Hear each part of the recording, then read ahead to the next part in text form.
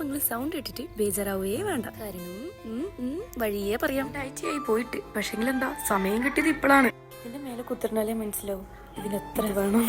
ഇനി ആരും ഇതെന്താ എന്ന് ചോദിച്ചാണ്ട് ഇത് എന്ന് പറഞ്ഞാൽ നമ്മൾ ഇതെന്നോടോ അതന്നെ. പിന്നെ ഇനി തൊട്ട് നിങ്ങൾ കേൾക്കാൻ പോകുന്ന വോയിസ് ഇതായിരിക്കും. ഇനി തൊട്ട് ഞാനായിരിക്കും, നിങ്ങളുടെ സ്വന്തം ഞാനായിരിക്കും പറയാൻ തോന്നുന്നത്. അമിഴ് വാക്കുകളിൽ നിന്ന് തിന്നുന്നു. നമുക്ക് വാക്ക് കിടക്കാം. ഉറങ്ങാതെ TV കണ്ടാൽ ഇതുപോലെ കാറിൽ കിടന്നുറങ്ങാം എന്നുള്ളത്. നമ്മൾ പോകുന്ന എന്തിനാന്ന് വെച്ചാൽ ചെറിയൊരു ഷോപ്പിംഗ് ഇടോ, ചെറുത് കുഞ്ഞി. ഇതാണ് ഇവിടുത്തെ ഗ്രാൻഡ് മോസ്ക് കേട്ടോ. വലിയ മോസ്കാണ്. അപ്പുറത്തെ വീട്ടിലെ കുട്ടികളൊക്കെ ഇവിടെയാണ് കളിക്കാൻ വരുന്നത്. അതുകൊണ്ട് നല്ല സൗണ്ട് ഉണ്ടാവും ബാക്ക്ഗ്രൗണ്ടിൽ. അതൊന്നും നിങ്ങൾ മൈൻഡ് ആക്കണ്ട. ഇങ്ങനെ പറയുന്നതിന് മുമ്പ് നമുക്ക് കാര്യത്തിലേക്ക് കിടക്കാം. ഷോപ്പിങ്ങിന് വേണ്ടി പോയത് അല്ലൻവറിലായിരുന്നു. ഇപ്പോൾ ഒക്കെ ഡിജിറ്റൽ ആണല്ലോ പഠിപ്പും കാര്യങ്ങളൊക്കെ. അപ്പോൾ ഒരു ബുക്കും ഒരു പെന്നും വാങ്ങിക്കാൻ വേണ്ടി പോയത്.